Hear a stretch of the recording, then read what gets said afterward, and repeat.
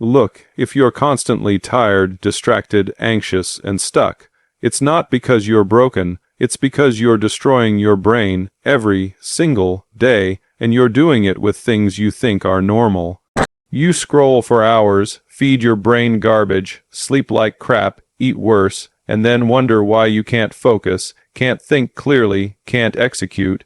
You're not unlucky, you're undisciplined, and you're paying the price with your mind. You're addicted to dopamine, and it's killing your focus. Every notification, every scroll, every ping, it's not harmless. It's training your brain to chase the next hit. You think you're relaxing, but you're rewiring your brain to crave stimulation constantly. You open Instagram or TikTok just for a minute, and 45 minutes vanish. That's not an accident. These platforms are built to keep you hooked. Every time you scroll, your brain gets a little dopamine hit. Not enough to make you feel amazing, just enough to make you want more and more and more. Over time, your baseline drops. You start needing more stimulation to feel anything at all. Your ability to sit still, focus, think deeply, it deteriorates. You feel restless doing anything that doesn't give you an immediate reward. Reading a book becomes boring. Listening in meetings becomes painful. Working on a hard problem, forget about it. Your brain's reward system is fried. You've trained it to seek novelty and avoid challenge, and the result, you can't focus, you can't think, you can't finish. We were never meant to be bombarded by 1,000 dopamine hits a day, but you've created a loop: stimulus, response, reward. Scroll, click, like, repeat. Your brain loves that loop. The problem is that loop destroys your ability to do anything meaningful, the stuff that actually improves your life. Building skills, creating, leading, solving problems, it requires deep work. And deep work requires focus. You can't access that when your brain is screaming for a dopamine snack every 5 seconds. The real issue is that you've normalized it. You call it taking a break, but you're not resting, you're escaping. You're running from silence. You're uncomfortable just being with your own thoughts. That's not rest, that's addiction. You feel anxious without your phone. You reach for it at red lights, during conversations, even when you're supposed to be thinking. You've lost the ability to just be present, and the scariest part, you don't even notice it's happening. This isn't just about time wasted. It's about what you're doing to your brain. Chronic dopamine flooding dulls your receptors. It's like turning up the volume on junk so loud that when real music plays, you can't even hear it. You've desensitized yourself to life. You don't feel sharp. You don't feel driven. You feel numb, so you scroll more, eat more, watch more. And you tell yourself you're tired, burnt out, unmotivated. No, you're overstimulated and underdisciplined. You keep asking why you can't stay focused, why you procrastinate, why you zone out when you're supposed to lock in. It's because you've trained your brain to be reactive, not intentional. Every time you give in to that urge to check, to scroll, to click, you weaken the muscle of discipline, and discipline is the only thing that will get you what you want. You think it's a motivation problem. It's not. It's a nervous system problem. It's a broken focus system. It's a chemical imbalance caused by your own habits. The solution is simple, but it's not easy. You have to reclaim your mind. That starts with removing the triggers. Cut the dopamine loops. Delete the apps. Kill the notifications. Stop the endless consumption. Replace passive stimulation with active engagement. Train your brain to do hard things again, because right now, you've built a brain that can't sit still, can't go deep, and can't stay focused. You've built a brain that serves other people's agendas, not your own. And until you fix that, you'll stay stuck, distracted, anxious, and overwhelmed.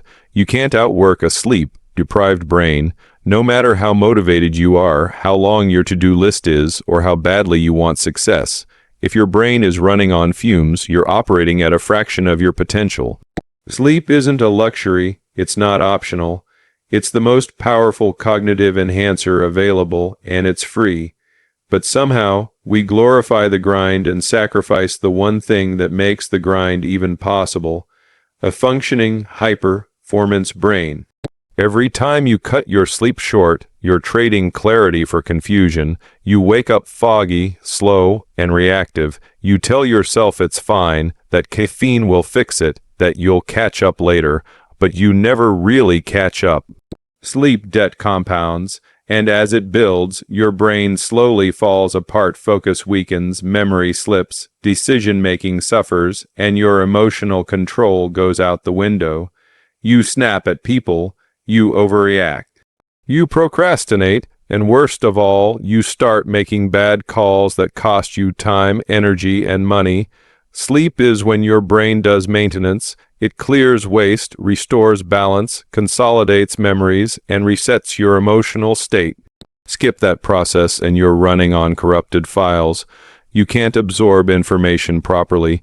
You can't recall what you've learned. You can't see patterns, connect dots, or think critically. You're not lazy. You're impaired. And you're walking around like that day after day, thinking it's normal, wondering why you feel off, tired, stressed, and uninspired. The irony is that people who claim they don't have time to sleep are the ones who need it the most. You think cutting an hour of sleep gives you an extra hour of productivity, but that hour is garbage. You're less efficient, you make more mistakes, and you take longer to do simple tasks. What you gain in time, you lose in quality. And in the long run, quality always wins, because no one cares how many hours you worked. They care about the results you produced. When you're sleep-deprived, your prefrontal cortex, the part of your brain responsible for logical thinking, planning, and self-control, goes offline. That's why you make poor decisions, fall into bad habits, and struggle to resist temptations. You binge on junk food, skip workouts, waste time, and scroll endlessly. And then you blame yourself for lacking willpower. But it's not about willpower. It's biology. Your brain literally can't function at its full capacity when it's not rested. We've created this toxic culture where being tired is worn like a badge of honor, as if being exhausted means you're working harder than everyone else. But being tired isn't a flex. It's a failure. It means you don't know how to manage your life. It means you're operating in survival mode. It means you're sacrificing long-term performance for short-term hustle, and in the long run, that's a losing game. People chase nootropics, supplements, productivity hacks, all trying to squeeze out a few more % of focus or output. But none of those things can compete with what happens to your brain after 7 to 8 hours of real, quality sleep. That's the foundation. Without it, everything else is just noise. You can meditate, journal, exercise, eat clean, but if your brain is sleep-deprived, you're still performing below your potential. Most people think burnout comes from working too much. It doesn't. It comes from poor recovery. You can work insanely hard if you recover insanely well, and that recovery starts with sleep. Not just quantity, but quality. That means a cold, dark room, no blue light, no caffeine late in the day, no screens in bed. It means making sleep a non-negotiable, not something you squeeze in after everything else. Because the truth is, every hour you sleep better is an hour you live and perform better. Every hour you sacrifice is a direct hit to your brain, and your brain is your edge. Lose that, and you've got nothing. Garbage in equals garbage out. It's a universal law. What you feed your mind shapes how it performs. If all you consume is mental junk food, don't be surprised when your thoughts are scattered, your ideas are shallow, and your execution is weak. Just like your body responds to the food you eat, your brain responds to the information you feed it. And most people are feeding their brains a constant stream of low-value, high-noise content, headlines, clickbait, outrage posts, drama, useless opinions. You think it's entertainment, but it's corrosion. You're training your mind to think in fragments, react emotionally, and chase novelty instead of depth. The average person consumes more content in a day than someone in the 18th century did in an entire year. But the problem isn't volume, it's quality. You're overwhelmed not because you're doing too much, but because you're consuming the wrong things. You're not educating yourself. You're numbing yourself. You scroll through random nonsense first thing in the morning and wonder why your brain feels scrambled before you even start working. You check your phone 200 times a day and expect to think clearly. You watch garbage, read garbage, listen to garbage, and then try to create something valuable. That doesn't work. Your inputs are your fuel. Bad fuel creates bad output. High performers don't just guard their time, they guard their attention. Because attention is everything. What you give your attention to becomes your mindset, and what you focus on determines what you build. If you fill your mind with outrage, gossip, comparison, and distraction, that's exactly what your thoughts will be filled with. You'll start thinking in low-level patterns. You'll lose the ability to see clearly, to prioritize, to make sound decisions. You'll be reactive, emotional, unfocused, and worst of all, you won't even notice it's happening. You'll think it's just who you are, when in reality, it's who you've become because of what you've allowed in. People say they want to be successful, but they feed their brain the mental equivalent of candy bars and soda. They want clarity, but live in a cloud of distraction. They want to think like leaders, but consume content made for followers. You want to build a sharp, strategic, disciplined mind. Then your inputs need to reflect that. Read books that challenge you. Listen to thinkers who go deep. Follow people who teach you how to build, not just how to react. Replace entertainment with education. Replace noise with signal. Replace addiction with intention. What you consume is either building you or breaking you. Most people underestimate how much their environment programs their thinking. That includes your digital environment. Every scroll, every video, every article. It's either strengthening your brain or weakening it. You don't get to stay neutral. Your brain adapts to what you feed it. If you feed it constant stimulation, it becomes addicted to stimulation. If you feed it negativity, it starts seeing the world through a negative lens. If you feed it junk, it thinks junk. And then you wonder why you can't focus, can't create, can't stay consistent. You've trained your brain to be distracted, passive, and anxious. You need to start curating your mental diet with the same intensity that you curate your physical one. Most people are more careful about what they eat than what they watch or listen to. But your brain is your leverage. It's your edge. It's the difference between someone who just survives and someone who dominates. And your brain will only perform as well as what you feed it. The sharper your inputs, the sharper your output. You want better results. You want better ideas. You want more clarity, more direction, more conviction. It starts with cleaning up your inputs. You're eating like crap and expecting clarity. It doesn't work that way. Your brain is part of your body. It's not some floating, isolated machine disconnected from your physical state. The food you eat directly affects how your brain functions, how fast it processes, how clearly it thinks, how stable it feels. You can't fuel your body with sugar, processed junk, and stimulants all day and expect to feel focused, energized, and mentally sharp. Your brain isn't failing you, you're failing to support it. Every single thing you eat sends a signal to your body. That signal either reduces inflammation or increases it. It either balances your hormones or throws them off. It either supports your neurotransmitters or scrambles them. The muffin you grabbed in the morning, the fast food you ate at lunch, the soda you chugged at 3 p.m. They aren't just calories, they're chemicals. And they're messing with your brain's ability to do its job. You're crashing by mid-morning, needing caffeine by noon, and completely zoned out by 4 p.m. That's not a mystery. That's a direct result of what you put in your mouth. Blood sugar spikes, followed by crashes, create a roller coaster in your brain. You can't think straight because your energy isn't stable. You feel anxious, jittery, then sluggish, and then anxious again.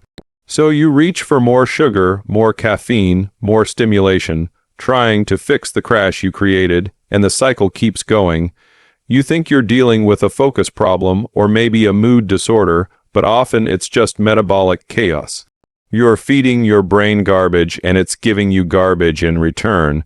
Your gut health plays a massive role in brain health and nobody talks about it. Over 90% of your serotonin is produced in your gut. Your gut is lined with neurons that communicate directly with your brain.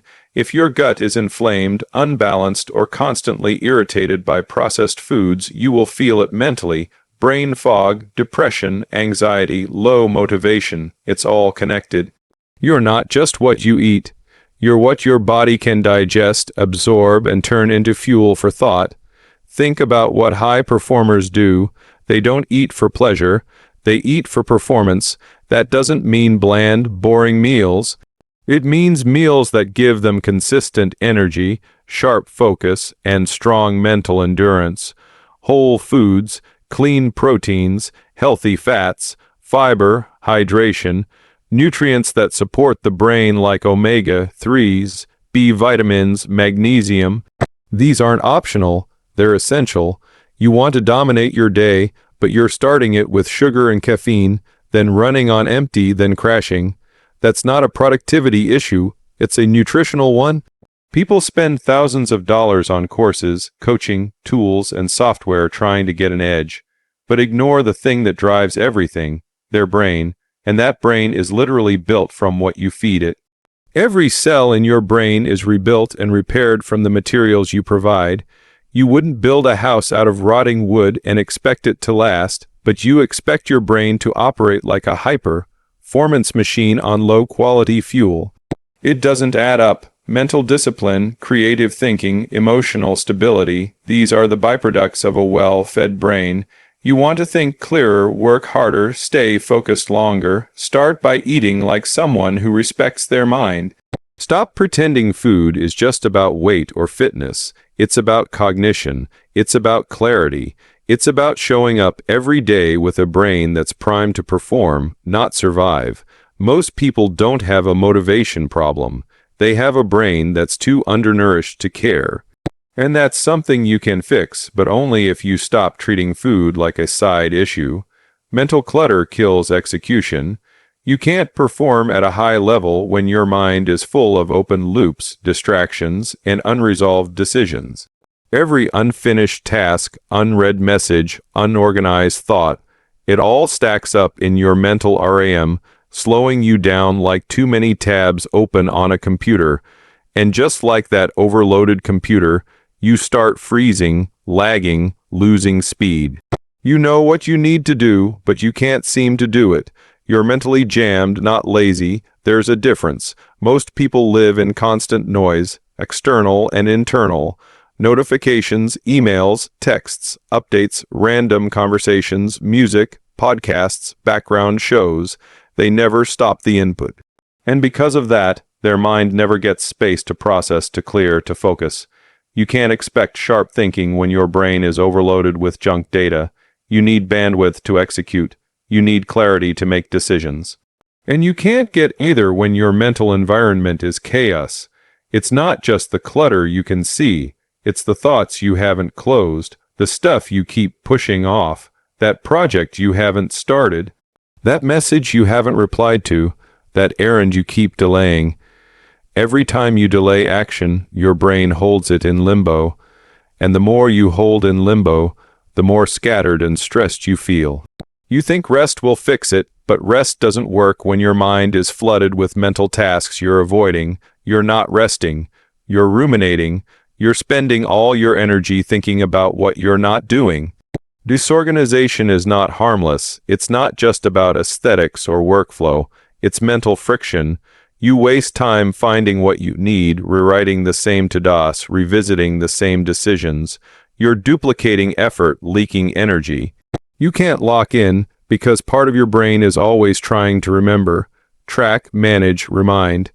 You feel drained at the end of the day, not because you worked too hard, but because your brain was multitasking all day long just trying to stay afloat.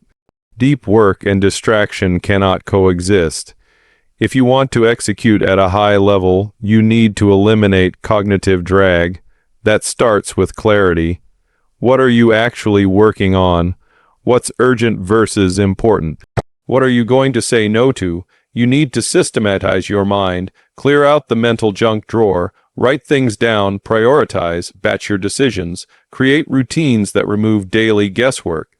The fewer decisions you have to make, the more energy you have for execution.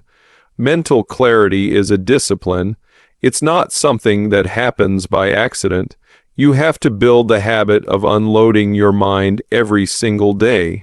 Journaling, task capture, planning your day before it starts, reviewing your week before it ends. Without these habits, mental clutter builds up fast, and once it builds, it paralyzes. You start avoiding hard work not because you fear it, but because your brain is already too tired to take it on. You think you're bad at follow-through, but what you're really bad at is mental organization. Your brain is a high-performance machine, but you're running it with zero systems. If a high-level CEO walked into their office and found 300 open tabs, piles of random papers, no calendar, no task list, and no priorities, they'd fire their assistant. But you do that to your own mind every day, and then wonder why you feel burnt out, scattered, and frustrated. Execution thrives in simplicity. Clarity breeds action. When your mind is clean, focused, and aligned, you move faster, you think sharper.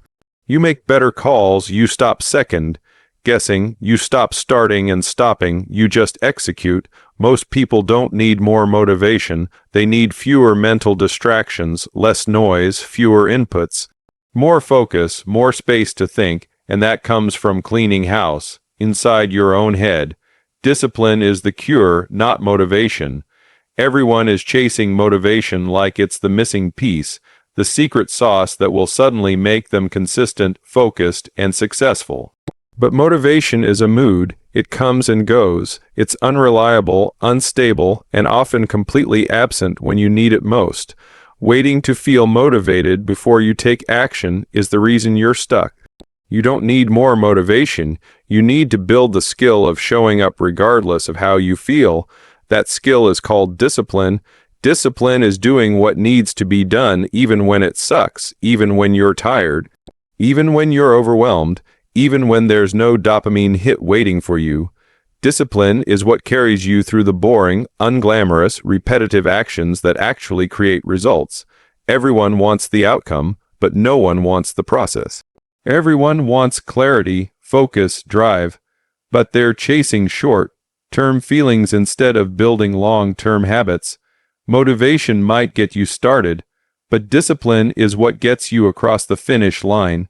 Your brain doesn't need more hype. It needs structure. It needs repetition. It needs proof that you follow through. Because right now, every time you quit on yourself, you teach your brain that your word means nothing. Every time you hit snooze, break a promise to yourself, delay what you know you should do, you erode your confidence. You lose trust in your own follow-through. And when that trust is gone, you stop believing in your ability to change. Not because you're broken, but because your track record is full of false starts and quick exits.